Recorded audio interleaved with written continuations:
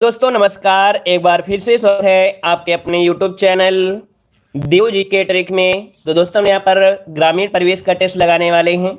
चलिए, पहला क्वेश्चन दिया गया है, कह रहा आपसे यहाँ पर कि भारत में पंचायती राज दिवस कब मनाया जाता है। चलिए बताइएगा कि भारत में पंचायती राज दिवस कब मनाया जाता है। देखिए आपका जवाब हो जाएगा 24 अप्रैल को। ठीक है, तो ऑप्शन डी हो जाएगा कि भारत में पंचायती राज दिवस 24 अप्रैल को मनाया जाता है, क्योंकि 73वां संविधान संशोधन अधिनियम 1992 के अंतिम रूप से पारित हुआ था। दिनांक 24 अप्रैल 1993 ईस्वी को लागू हुआ था। देखो, जो भी चीज पूछा जाए उसको उसी के अनुसार आपको जवाब देना है। मतलब ये पूछा जाए कि 73वां संविधान संशोधन अधिनियम कब पारित हुआ था, तो आपका 92 हो जाएगा। लागू हुआ तो आपका 93 हो जाएगा। ठीक है, और याद रखिए 24 अप्रैल 2010 ईस्वी को, मतलब 10 से पहला राष्ट्रीय पंचायती दिवस मनाया गया। ठीक है, तो यह भी याद रखिए कब मनाया गया, 2010 से। चलिए आगे बढ़ते हैं। क्वेश्चन दिया गया है, पहली बार कृषि संगणना किस वर्ष कराई गई थी। पहली बार कृषि संगणना किस वर्ष कराई गई थी। तो देखिए आपका जवाब हो जाएगा आपके 1970 में। कब? 1970 ऑप्शन बनेगा आपका, ए नंबर हो जाएगा। आगे बढ़ते हैं। क्वेश्चन दिया गया है कि भारत में न्यूनतम समर्थन कीमतें सरकार द्वारा वर्ष में कितनी बार घोषित की जाती हैं। अर्थात जो आपका एमएसपी होता है, एमएसपी वो एक साल में कितनी बार कराई जाती है। एमएसपी घोषित किया जाता है एक साल में कितनी बार। चलिए यहाँ पर देखिए इसका आंसर 3 का ऑप्शन क्या बनेगा। तो याद रखिए 2 बार होता है। ठीक है, 2 बार लगाना है, 3 बार मत लगाइएगा। यहाँ पर 2 बार किया जाता है एमएसपी। ठीक है, अगला क्वेश्चन देखिए कि न्यूनतम समर्थन मूल्य का निर्धारण कृषि लागत मूल्य आयोग द्वारा होता है। तो ये भी क्वेश्चन आप पूछ सकता है किसके द्वारा किया जाता है, कौन से आयोग के द्वारा। तो यहाँ पर कृषि लागत एवं मूल्य आयोग के द्वारा। अगला क्वेश्चन दिया गया है कि भूदान आंदोलन कार्यक्रम आचार्य विनोबा भावे द्वारा सर्वप्रथम किस प्रदेश में आरंभ किया गया। चलिए, भूदान आंदोलन कार्यक्रम आचार्य विनोबा भावे द्वारा सर्वप्रथम किस प्रदेश में आरंभ किया गया।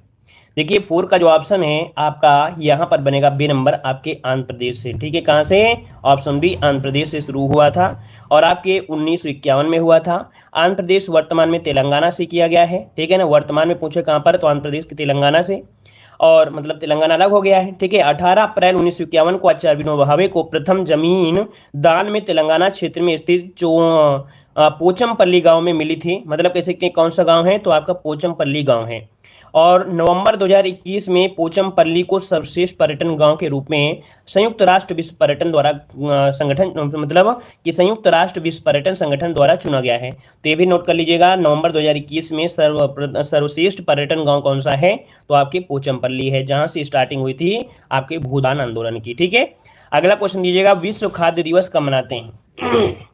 चलिए, विश्व खाद्य दिवस मनाया जाता है, विश्व खाद्य दिवस मनाते हैं आपके ऑप्शन ए हो जाएगा 16 अक्टूबर। क्या?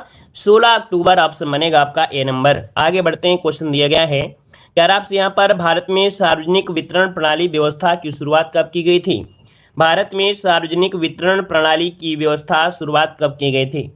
यहाँ पर देखिए ऑप्शन हो जाएगा आपका बी नंबर 1950 से। ठीक है, 1950 इसका ऑप्शन बनेगा बी नंबर हो जाएगा। अगला क्वेश्चन दिया गया है कि खेती का वह कौन सी प्रणाली है जिसमें किसान का राज्य से सीधा संबंध होता है। किसान का राज्य से सीधा संबंध होता है, इसे बोलते हैं काश्तकारी खेती। क्या बोलते हैं? काश्तकारी खेती। इसका ऑप्शन बी नंबर इसका राइट हो जाएगा।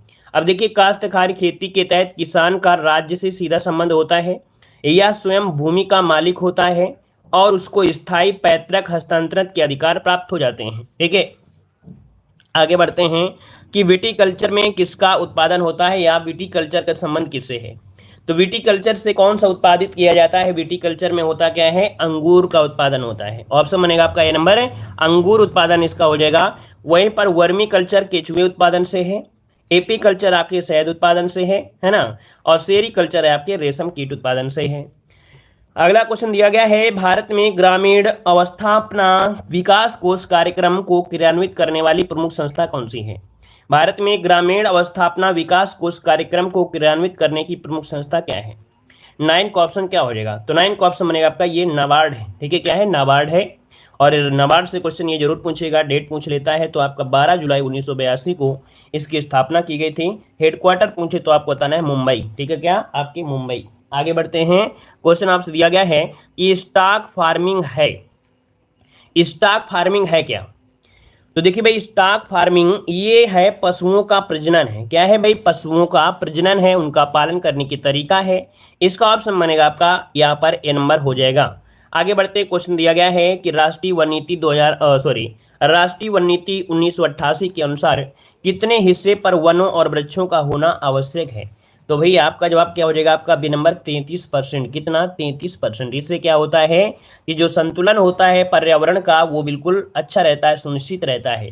तो ऑप्शन आपका बी नंबर हो जाएगा। अब तो लगभग आपके वन और वन आवरण को मिला लिया जाए तो 24% लगभग आपको है, वन को मिला दिया जाए, वन जो वृक्ष इधर उधर है उनको मिला के 24 से देखा जाए कहीं ना कहीं बहुत कम हो गया है ना। तो आगे बढ़ते हैं, क्वेश्चन दिया गया है कि आपसे ग्राम भू प्रबंधन समिति का अध्यक्ष कौन होता है।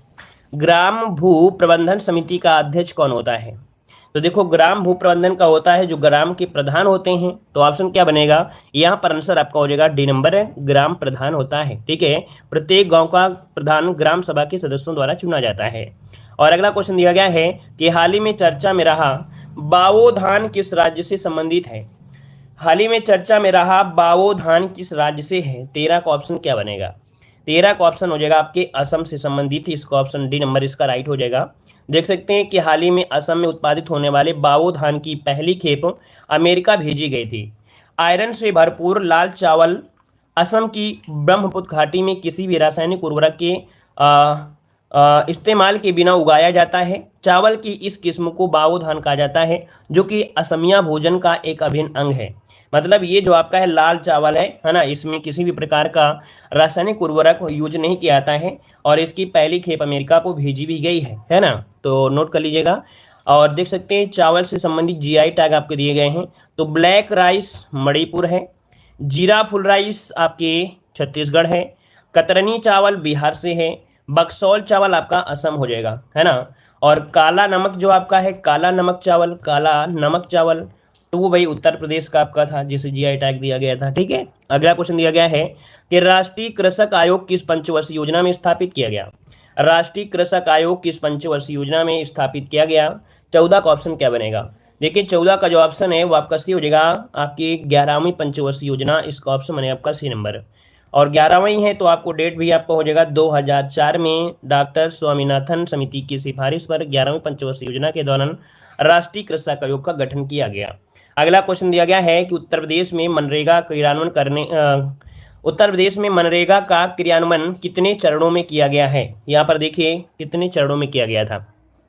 यहाँ पर आंसर आपका बनेगा बी नंबर, आपके 3 चरण में। कितने, 3 चरण में। अब ये 3 चरण में देखिए, प्रथम चरण 2 फरवरी 2005 22 जिलों में, द्वितीय चरण 15 मई से 2007 तक में 17 जिलों में, तृतीय चरण में 1 अप्रैल 2018 को पूरे प्रदेश में लागू किया गया था।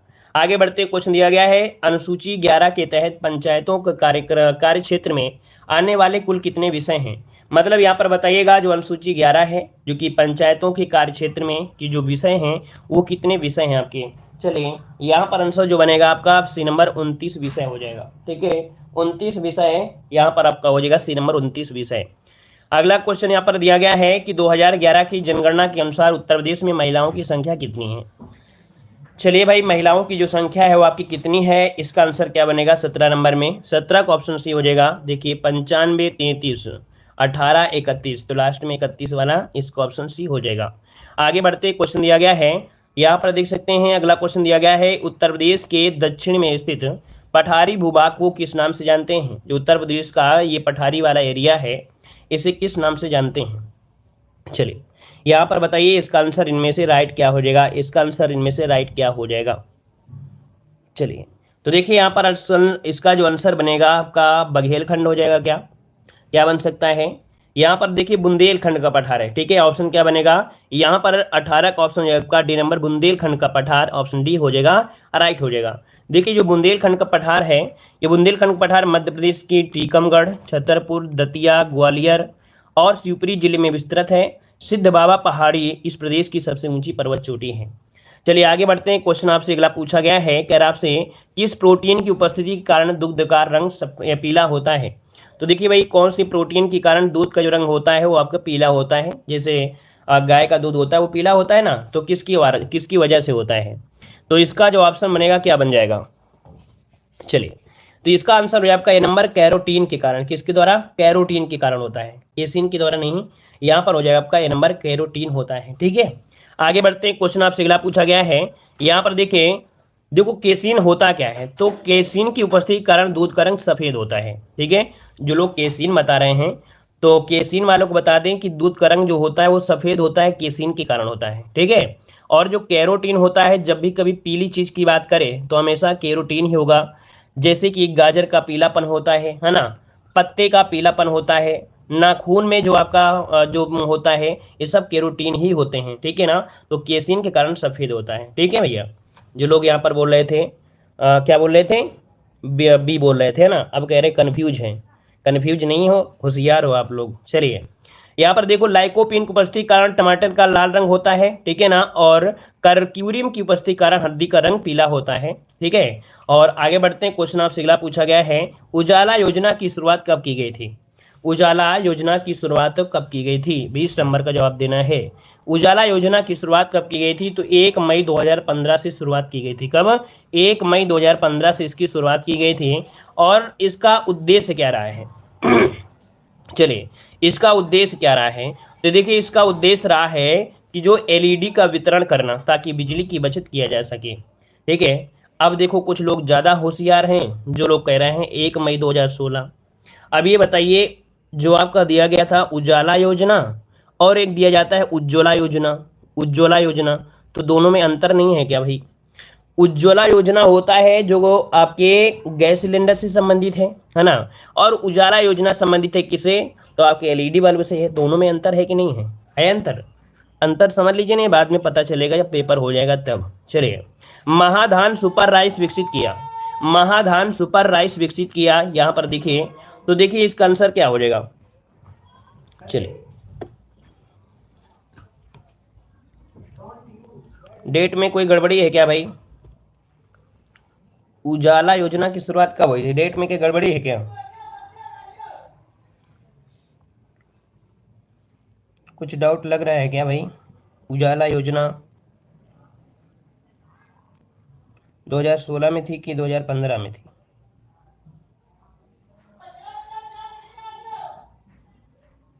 पाँच का तो है, 2015 है। ठीक है, 2015 है।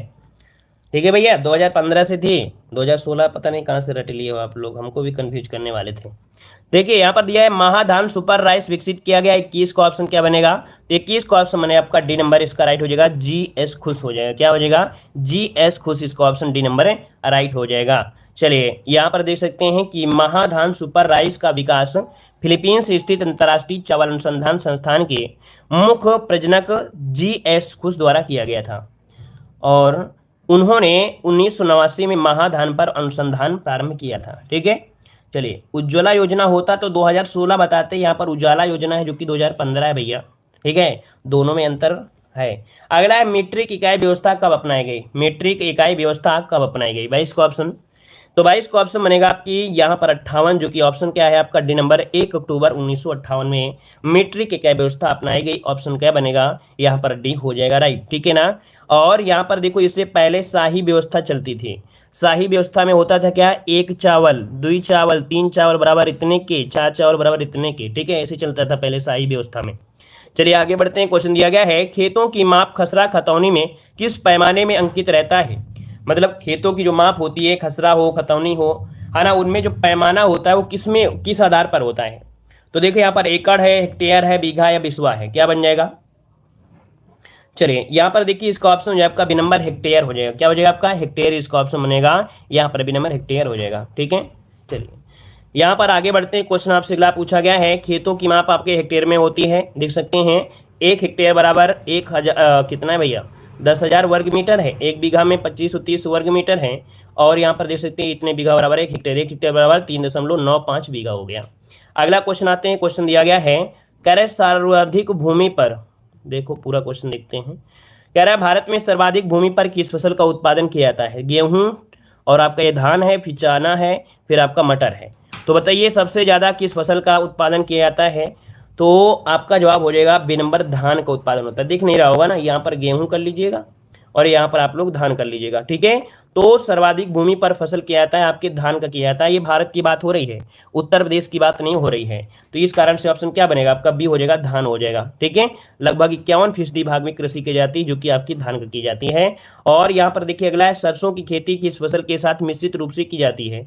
जो सरसों की खेती है ये किस फसल के साथ मिश्रित रूप से होती है।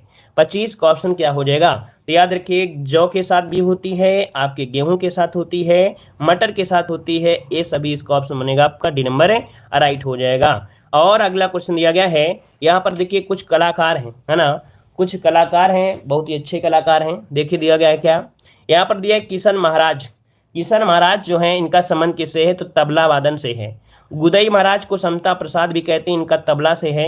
अनोखे लाल मिश्र का संबंध है आपका क्या, तो यहाँ पर आपका हो जाएगा तबला वादन हो जाएगा। और अगला दिया गया है कि कुदौ सिंह आपके हैं पखावज से हैं, सखाराम पखावज हैं, शंभू महाराज कथक हैं, अच्छन महाराज कथक से संबंधित हैं, और बिंदा दीन का संबंध है आपकी कथक से। श्रीमती एन राजम का संबंध वायलिन से है जो कि बनारस घराने से हैं। रवि शंकर की सितार से हैं जो कि बनारस घराने से हैं। बिस्मिल्लाह खां आपके शहनाई वादक जो कि बनारस घराने से हैं। बिरजू महाराज आपकी कथक से हैं। और इसी के साथ ये आपकी जो क्लास है वो आपकी खत्म होती है। ठीक है भाई।